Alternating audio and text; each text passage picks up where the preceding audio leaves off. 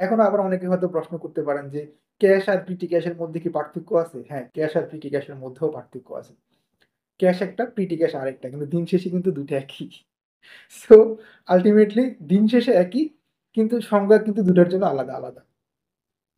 তো ক্যাশ আর প্রিটি ক্যাশের মধ্যে কিছুটা পার্থক্য রয়েছে। এক্সপেন্স আর কস্টের মধ্যে পার্থক্য রয়েছে।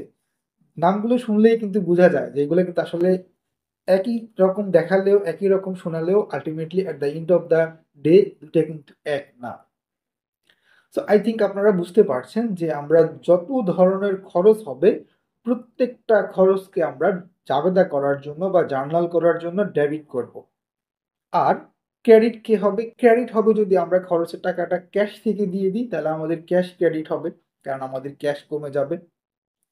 যদি আমরা খরচের টাকাটা ব্যাংক থেকে পরিশোধ করি, তাহলে আমাদের ব্যাংক ক্রেডিট হবে, কারণ আমার ব্যাংকের টাকা কমে যাচ্ছে।